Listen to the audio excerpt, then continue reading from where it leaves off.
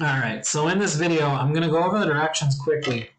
And then after that, it's going to be focused more on how you can write as your character, or tips to kind of help you express your character and show understanding of what we've been learning in class. So first off, your learning targets, which may seem like a little boring, but the point of them is to kind of help you focus your energy as to what you need to be showing. So I can identify Confucianism and analyze how it impacted Korean society. I can identify characteristics of relationships according to Confucianism in Asian folktales.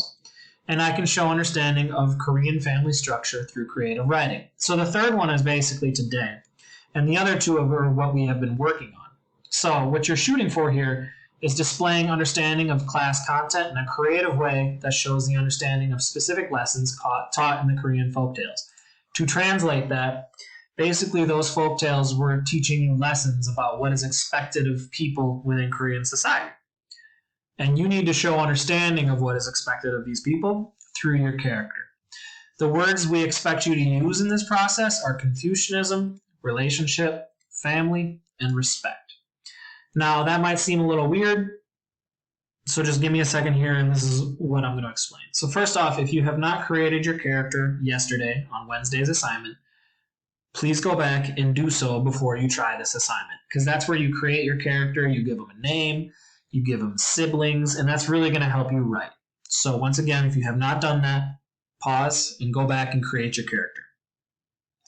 All right, so now that you have your character, do you have younger siblings or older siblings? Or both. Because honestly, if you're trying to show what is expected of a family, you can kind of definitely do so by explaining what your relationship is like with your siblings. So if you're, let's say, so I can give multiple examples, your character is a middle child, you have an older sibling and a younger sibling. When you're writing in a journal, you're writing about your own life. So you're writing as this Korean person. You are them. So what's your day like? You can put some stuff in there like, oh, I went to school, it was boring, or maybe your character is playing video games. Just kind of give the journal some life. And then you can find creative ways to include your family members. So maybe you wanted to go hang out with your friends, but then your parents informed you that you are now responsible for watching your younger siblings. And your character could be mad about this, but you're kind of expressing to your journal about how you have to do it because that's what's expected of you. Or maybe you talked back to your parents and they were severely disappointed in you, and maybe you even got grounded or punished and you're mad about it, but you're kind of explaining, well, I guess, within Confucianism, it is expected that I have to be obedient and respectful to my parents, and I wasn't that. It makes me mad, but that is what is expected of me.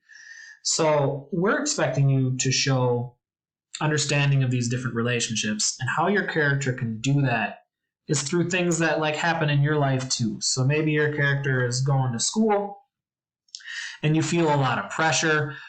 Your family expects a lot of you because you're the oldest, maybe, so they expect you to be like an example all the time. That's another way to go about it. You could talk about how you're really respectful to your parents, but you're also very close and you love them dearly and you have a very close family. That shows understanding of what we've been doing. So the point of this video is to kind of try to give you some creative ideas to get going. If you still have struggles, like I don't know how to write as this person, just kind of think about how you would write about your own life. What would you say? Like if you had a journal every day, you'd be talking about your thoughts, what you cared about, what you saw on TV. You might not be able to perfectly do that with Korean culture, but you can still follow some of the same themes. Your character would be getting up, going to school. Your character is interacting with your siblings, and just show how that plays out. Do you have to take care of your younger siblings, like I said earlier? Do your older siblings take care of you? Closeness between friends. Like, do you have really close friends that you trust very much? These are all just different examples of how you can go about it. When using these words, you can directly use them. But honestly, if you're showing me that you understand everything about Confucianism as far as, well, I know that I have to respect my parents and my parents have to be fair to me, that matters more to your teachers than actually using the word Confucianism. You showing your understanding of what is expected of your character and what you've been learning in class is very important to your teacher as opposed to using these words. But these words are here to guide you. So Any other questions, please jump into your teacher's office hours. We're more than happy to help you, especially with like the creative parts and just getting you started.